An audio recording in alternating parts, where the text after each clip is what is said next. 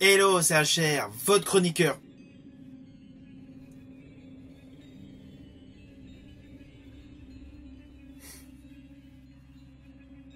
Je pense qu'on nous regarde. Je rajouterai, je pense qu'il y a des guetteurs.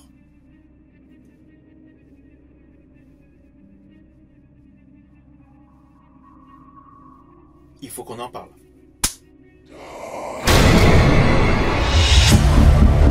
Qu'est-ce que vous avez vu? Sauve-toi!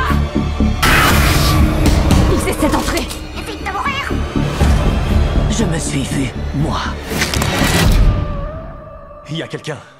S'il vous plaît, ouvrez la porte. John! C'est mon mari qui est dehors. C'est un piège.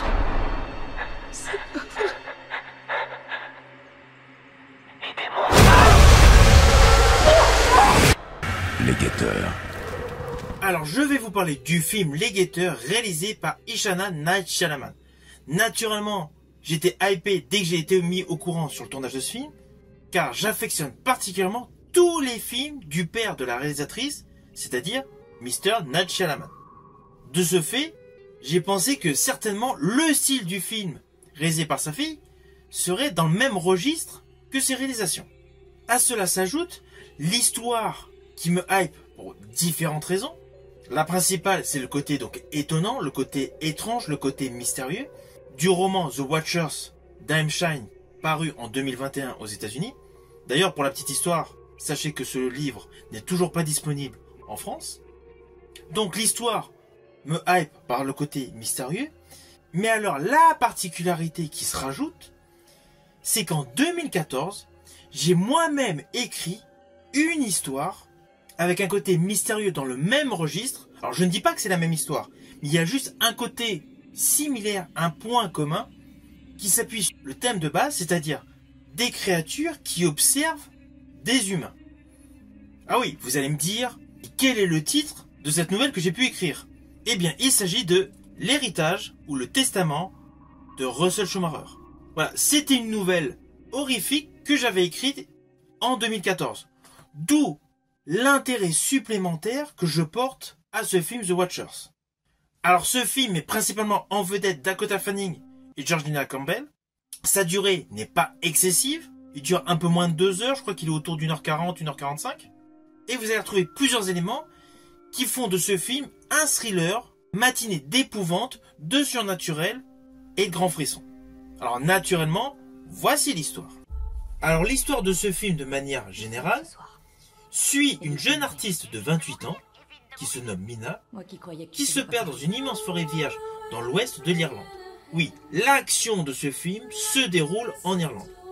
Alors évidemment, lorsque je précise que c'est une artiste, c'est tout simplement parce qu'elle fait de très beaux dessins, très détaillés par rapport à tout ce qu'elle voit. Donc elle se perd donc dans une forêt en Irlande, à la suite d'une panne de sa voiture, et là en marchant dans les bois, elle voit une vieille femme marcher entre les séquoias. Elle décide de la suivre. Celle-ci lui dit de se précipiter si elle veut continuer de vivre. Oui, j'ai oublié de vous préciser, elle n'est pas toute seule quand elle découvre cette vieille femme. Elle a un perroquet orange dans une cage. Car au début de ce film, elle a pour mission d'emmener justement ce perroquet dans un zoo. Et justement, pour gagner du temps, elle passe à travers une forêt. C'est pour cela qu'elle s'était retrouvée en panne donc dans la forêt. Donc une fois donc qu'elle a vu cette vieille femme, elle pénètre dans cette sorte de maison et là découvre un jeune homme et une jeune femme qui ne sont pas un couple. Assez rapidement, il y a la séquence que vous voyez dans la bande-annonce. La vieille femme lui dit « Installe-toi devant le miroir à côté de nous, tu ne bouges pas, ils vont aimer te découvrir. » Naturellement, le personnage interprété par Dakota Fanning est complètement choqué. Toujours assez rapidement, on apprend que dans la journée, ils peuvent sortir de cette maison, enfin de ce blocos, mais qu'ils doivent retourner au plus vite avant la tombée de la nuit, sinon ils vont perdre la vie. Alors ne vous inquiétez pas, vous me connaissez, je ne spoil pas, je n'irai pas plus loin. Bon, voilà, c'est le postulat de base de ce film. Film qui met en exergue un côté frayeur, un côté frisson. Et d'ailleurs cela dès la scène d'ouverture de ce film. À la scène d'ouverture de ce film, on découvre un homme en train de courir dans cette fameuse forêt Il trébuche, il se retrouve au pied d'un arbre, il décide de monter sur ce séquoia, et il fait une chute et il meurt. Voilà, ça c'est la scène d'ouverture de ce film. Scène d'ouverture qui se passe avec un côté nocturne, avec légèrement de la brume disséminée ici et là. Ainsi, toute l'atmosphère angoissante va émailler ce film du début jusqu'à la fin. Alors scénaristiquement, l'histoire est bonne, on va pas se mentir. L'histoire tient en haleine. En plus, vous allez avoir votre dose de jumpscare. Et je rajouterai que les screamers étaient dans la salle de ciné. La mise en scène, la réalisation est correcte, certes. Mais il y a un petit côté frisson, suspense, un petit peu cliché. Bon, c'est vrai, il s'agit d'une première réalisation de la fille de Night Shyamalan. Mais côté réalisation, voilà, il n'y a rien d'innovant. Les plans obliques, après les visions du bas vers le haut, bon, c'était déjà utilisé par son père. Et heureusement qu'il y ait une musique exacerbée à plusieurs moments dans le film, de manière à amplifier l'effet frisson. De même que les créatures, ces fameux guetteurs, il y a eu un beau travail de CGI et d'effets visuels par ordinateur. À cela s'ajoute le côté trauma subi donc par le personnage interprété par Dakota Fanning, trauma issu de sa jeunesse avec le côté flashback, ça c'est plutôt bon. Là la réalisation concernant ces flashbacks, elle est plutôt bonne parce qu'en fait c'est disséminé dans le film et c'est utilisé vraiment à bon escient. Le grand twist sur le final par contre, voilà, celui-là, honnêtement, pour tous les aficionados du cinéma, surtout de ce type de film, de ce registre cinématographique, il est largement prévisible. Je ne le dirai pas, vous inquiétez pas. Mais voilà, il est prévisible si on est bien concentré dans le film.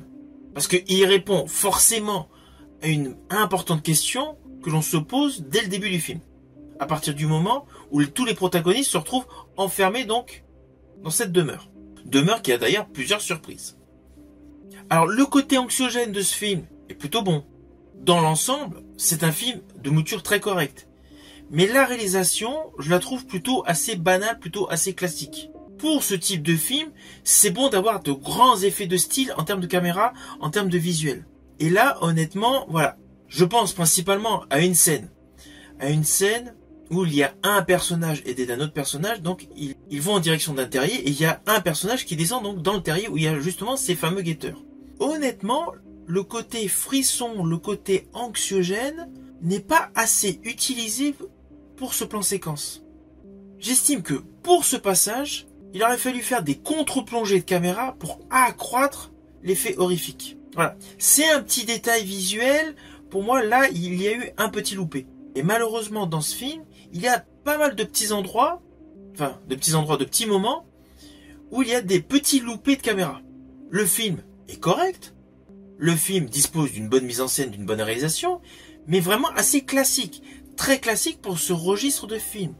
Et sachant que le père de la réalisatrice n'est autre que le grand réalisateur à succès de Sixième Sens, Incassable, Mr. Class, Split et consorts, voilà. Moi, honnêtement, je m'attendais plus avec le film Le Guetteur, un film dans le registre de The Visit.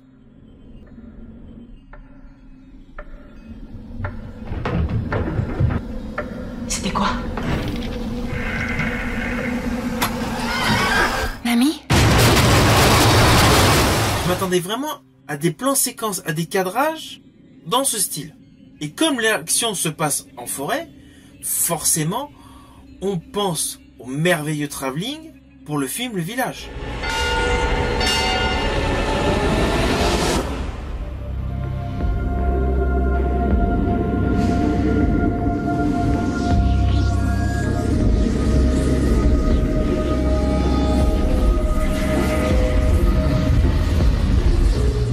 Malheureusement, dans ce film, voilà, les travelling entre les arbres, ils sont légers, il n'y a pas trop l'utilisation de la caméra à l'épaule, voilà. C'est juste, voilà, ce côté de mise en scène est plutôt convenu et plutôt donc classique. Le casting est bon, le casting est en parfaite adéquation avec l'histoire, et l'histoire est bonne. Et voilà, ce petit côté de réalisation manque d'un petit côté péchu. Pour moi, c'est le petit bémol. Et d'ailleurs, c'est ce qui va provoquer, je pense pour beaucoup de spectateurs, le non-désir de revoir une deuxième fois ce film. Autant la majorité des films de Night Shyamalan sont à voir et à revoir, je ne compte plus le nombre de fois que j'ai vu Sixième Sens et Incassable, tout comme Le Village. Mais là, ce film, Les Guetteurs, honnêtement, on le voit une fois, c'est bon. Surtout au vu du final.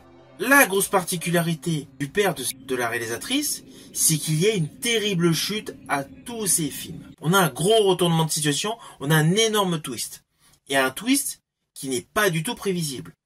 Là, manque de chance, le twist final a beau avoir un côté grandiloquent, histoire de retourner la situation de manière totalement inattendue, le problème, c'est qu'il n'est absolument pas inattendu. On le devine aisément, on va dire, dans les 20 premières minutes du film, quoi. Sur un film de pratiquement 2 heures, deviner la fin, enfin, un truc clé de la fin dans les 20 premières minutes, voilà. Pour moi, voilà, c'est le petit truc qui ne va pas. Sinon, dans l'ensemble, voilà, c'est un film correct. Les Guetteurs. Alors, au final, je vous invite à le découvrir, ce film. C'est clair. Mais ne vous attendez surtout pas à une réalisation équivalente au père de la réalisatrice. On va pas se mentir, un ton en dessous. Si vous avez aimé ma vidéo, n'oubliez pas, petit pouce vers le haut, pensez au partage, et quant à moi, je vous dis à bientôt pour une prochaine vidéo.